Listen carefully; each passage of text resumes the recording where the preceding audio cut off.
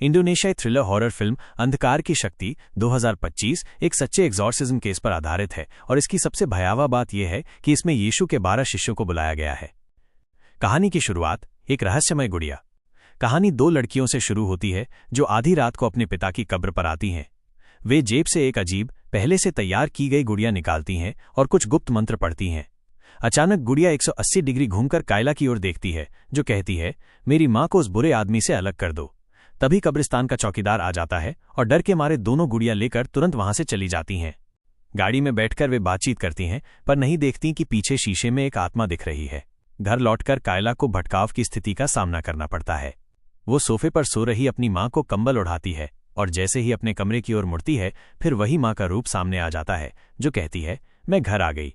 Kayla सोचती है शायद उसे भ्रम हो रहा है और बेफिक्र होकर अपने कमरे में चली जाती है। वो कब्रिस्तान से लाई गुड़िया को निकालती है। लौटती हुई गुड़िया और बदलते हालात।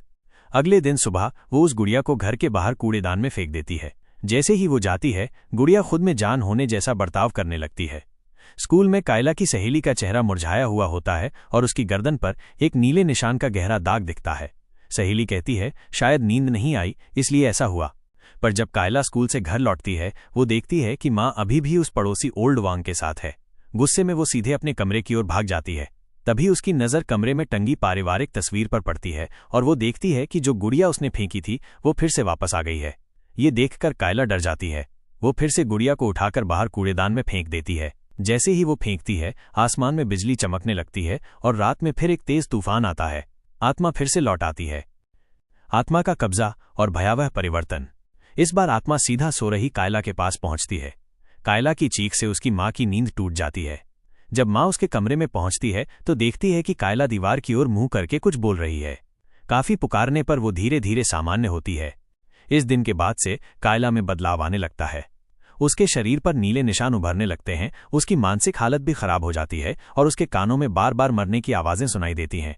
दरअसल वो महिला आत्मा लगातार उसके साथ होती है। जब वो ध्यान से देखती है तो वो आत्मा उसकी स्कूल की टीचर की शक्ल में होती है। जब वो कक्षा में लौटती है तो देखती है उसकी सहेली गायब है। पता चलता है कि उसकी सहेली ने घर की छत पर फांसी लगा ली थी।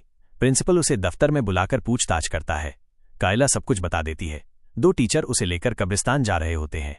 रास्ते में कायला अजीब ढंग से मुस्कुराने लगती है। वो सिर पटक पटक कर कार की खिड़की तोड़ने लगती है और लगातार चिल्लाती है, तू एक घटिया औरत है। एक्सॉर्सिज्म की शुरुआत। टीचर उसे स्कूल के चर्च ले जाते हैं। वहां एक बूढ़ा पादरी कहता है कि केवल एक ही पादरी है जो उसकी मदद कर सकता है। वो उस समय किसी बच्चे का एक्सॉर्सिज्म कर रहा होता है और बहुत शक्तिशाली पादरी होता है। जैसे ही कायला होश में आती है, वो अपने शरीर को काबू में नहीं रख पाती। क्लास में वो खुद को नुकसान पहुंचाने लगती है। फिर उसकी माँ को भी स्कूल बुलाया जाता है और एक्सॉर्सिज्म के लिए माँ की सहमति ली जाती है। अगले दिन पादरी उसके घर आता है। वो अपने सारे शुद्धिकरण के औजार निकालता है, बैंगनी चोगा पहनता है और मंत्र पढ़ने लगता है, लेकिन पहले कुछ नहीं होता। फिर वो कायला के माथे पर पवित्र तेल से क्रॉस बनाता है। तुरंत प्रभाव दिखता है। कमरे की सारी लाइट्स टिमटिमाने लगती हैं और कायला जोर से चिल्लाती है। जब बल प्रयोग काम नहीं करता, वो उस पर पवित्र जल छिड़कता है। थोड़ी देर के लिए उस आत्मा पर काबू पा लिया जाता है। तभी माँ को कायला की चीख सुनाई देती है और वो कमरे में दौड़ती है। वो जमीन से पवित्र जल उठाकर पादरी थॉमस को देती है। तीनों के मिलकर प्रयास से उस आत्मा को भगा दिया जाता है। विश्वासघात और आत्मा की वापसी। अगले दिन उसका बॉयफ्रेंड ओल्ड वांग सारी घटना को नकली मानता है। वो कहता है कि कायला ने सब नाटक किया ताकि वो माँ से अलग हो जाए। कायला माँ से कहती है, क्या तुम उसे मुझसे ज्यादा मानती हो? माँ आखिरकार बेटी को चुनती है और वांग को छोड़ देती है। फिर वे दोनों मृत पति की कब्र पर जाती हैं। घर लौटकर माँ अपनी अंगूठी भी उतार देती है जो वांग ने उसे दी थी, पर उन्हें पता नहीं था कि वो आत्मा अभी भी कायला के साथ है। वो आत्मा फिर से पादरी का रास्ता रोकती है। जब पादरी घर पहुंचता है, कायला बेहोश होकर गिर जाती है। वो उसे अस्पताल ले जाने लगता है। तभी आत्मा अपना रूप दिखाती है। वो जोर जोर से चीखने लगती है, मैं रोऊंगी। वो बार बार चिल्लाती है। अंतिम लड़ाई और नए एक्सॉर्सिस्ट का उदय। अगली सुबह पादरी जीवित बचा होता है। उसे समझ आता है कि कायला के शरीर में एक नहीं कई आत्माएं हैं। वो कहता है कि ये लूसीफर के शिष्य हैं। उनका नाम डैगल और रसूल कायला है। आखिरी आत्मा सबसे ताकतवर है। वो कायला की माँ को यीशु की तरह दीवार पर लटका देता है। जब माँ बेटी झगड़ रही होती हैं, तभी थॉमस एक्सॉर्सिज्म का बॉक्स लेकर आता है। वो घंटी बजाकर आत्मा को कुछ देर के लिए शांत करता है। आत्मा उसका मजाक उड़ाती है।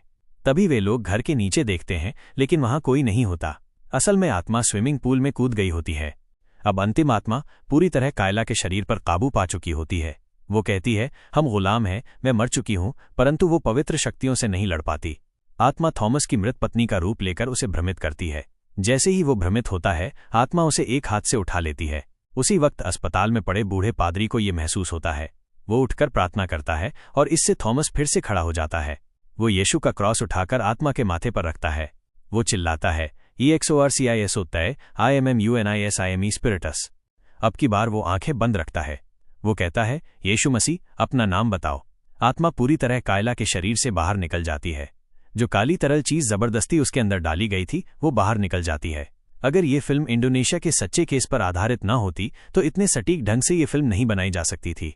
आखिर में थॉमस वो चोगा पहनता है और नया एग्जॉर्सिस्ट बनता है।